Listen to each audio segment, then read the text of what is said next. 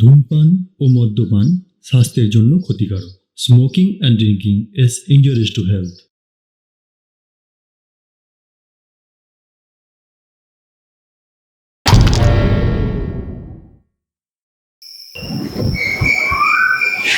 তো সেই রাতে আর বাবার ঠাকুরদা আর দাদুর একটা বন্ধুর সাথে মাছ ধরতে যায় নদীতে।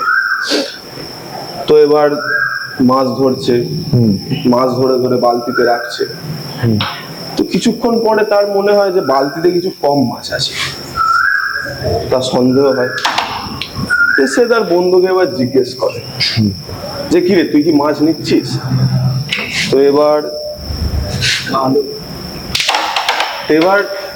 জিজ্ঞেস করে, তার বন্ধু কোনো সাড়া দেয় না। তো এবার দাদুর এবার সন্দেহ। তো সে এবার দাদু তখন একটা বিড়ি জ্বালিয়ে বন্ধু গিয়ে জিজ্ঞেস করে, আবার জিজ্ঞেস করে কিরে তুই কি মাছগুলো নিচ্ছিস? সে তারপরেও সাড়া দেয় না কোনো। তো এবার দাদু এবার তার সামনে গিয়ে যখন দেখে, সে তখন দেখছে কাঁচা মাছগুলো খাচ্ছে ওখানে। আচ্ছা, তারপরে এবার দাদু তো এবার তখন বুঝে গেছে জিনিসটা এবার কি হচ্ছে, মানে ঠিকঠাক এবার বুঝতে পারছে। বা তখন এবার দাদু তখন মানে রীতিমতো হাতাহাতি শুরু করে দিয়েছে তার বন্ধুর সাথে। মানে একদম মারামারি হচ্ছে একদম। তো এবার তারপরে ঘরের লোক এবার দাদু ফিরছে না দেখে পাড়ার লোককে নিয়ে গিয়ে যথাক্রমে খুঁজতে বেরোয়। তো খুঁজতে বেরিয়ে এবার দেখে যে দাদু ওখানে নদীর ধারে একদম মাটিতে জ্যাপটা জেপটি করে একদম মারপিট করছে। বন্ধুর সঙ্গে মারপিট করছি। সেটা কি করছে সেটা দাদু যেমন বলে যে সেরমই না বললে, এবার বাড়ির লোক এবার দেখে যে দাদু ওরকম জ্যাপটা জেপটি করছে। এবার যথাক্রমে দাদুকে এবার ঘরে নিয়ে আসে, ঘরে এনে তারপরে এবার ওঝা পোঝা দেখায়, ভূত ফুত ছাড়ায়। কিন্তু দুর্ভাগ্যবশত 6 মাসের মধ্যেই মারা যায়। গল্পটা কে বলেছে? কেন? আমার ঠাকুরদা। ওই সব গল্প টল্প না, ছোটবেলা অনেকে অনেক রকম গল্প শোনায়, বুঝলি? তা বলে সব সত্যি হয় সব কোনো ব্যাপার না। আর ভূত ফুত আমি বিশ্বাস করি না, বুঝলি? ওইসব আছে বলে আমি মানি না। তুমি কি বলতে চাইছো? ভূত বলে কিছু হয় না? দেখেছিস নিজের চোখে? তুমি ভগবানে বিশ্বাস করো তো? হ্যাঁ, সেটা তো শ্রদ্ধার ব্যাপার। আর তাছাড়া তাদের প্রতিচ্ছবি বিভিন্ন মন্দিরে থাকে। তুমি তো যার ভক্ত, সে তো নিজেই ভূতেদের না। হ্যাঁ, কিন্তু আমি ভূতে বিশ্বাসী নই। ভূত ফুত কিছু হয় না ভাই। ও একটা সময় যদি থেকেও থাকে, এখন আর তাদের অস্তিত্ব নেই। কেন এই দেখছিস তো, এখন এই মানুষের উপদ্রবে ভূত কোথা থেকে থাকবে ভাই? যেদিন তাদের পাল্লায় পড়বে না সেদিন বুঝবে কত ধানে কত চাল। তা যদি হয় মানতে পারি। তাই তো, তো সামনে এলে পালিও না। নিশ্চিন্তে থাক, দাঁড়িয়েই থাকবে।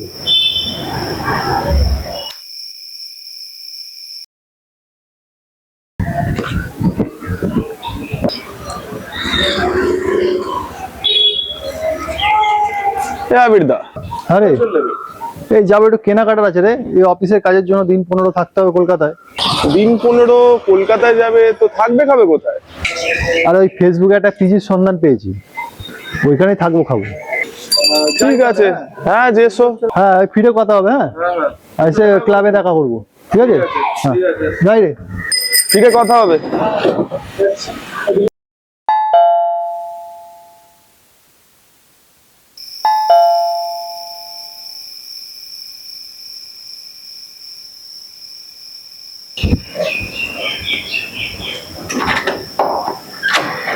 নমস্কার, আমি আবির রয়। ওই রুমের জন্য কথা হয়েছিল। ও হ্যাঁ, আসুন, ভেতরে আসুন।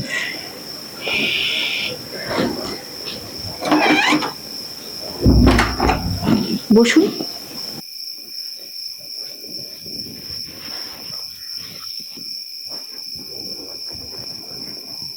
আসতে একটু দেরি হয়ে গেল। না না, ঠিক আছে, এতটা দূর থেকে জার্নি করে এসেছেন, আপনি বসুন, আমি চায়ের ব্যবস্থা করছি। না, তার কোনো প্রয়োজন নেই। না, প্রয়োজন নেই কেন? আপনি এতটা জার্নি করে এলেন, আপনি বরং ফ্রেশ হয়ে নিন, ওয়াশরুমটা ওদিকে আছে। হ্যাঁ, এটা খুব প্রয়োজন।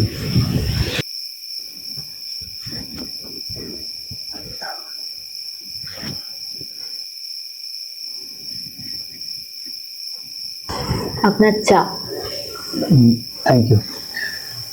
আপনার চা? আমার চা খাওয়া হয়ে গেছে। আচ্ছা, আপনার ফ্যামিলির আর কাউকে দেখতে পাচ্ছি না। আমি একাই থাকি। আসলে আমার ফ্যামিলির কেউ নেই, আমি একাই থাকি। আপনি একা থাকেন? তাহলে তো মানে আপনি একা ফ্ল্যাটে থাকেন আর আমি আপনার এই ফ্ল্যাটে। তাতে আপনার কি কোনো প্রবলেম আছে? না, তেমন কিছু না, তবে আপনার প্রতিবেশীরা যদি। প্রতিবেশীদের কথা আমার উপরেই ছেড়ে দিন, সেটা নিয়ে আপনাকে ভাবতে হবে না।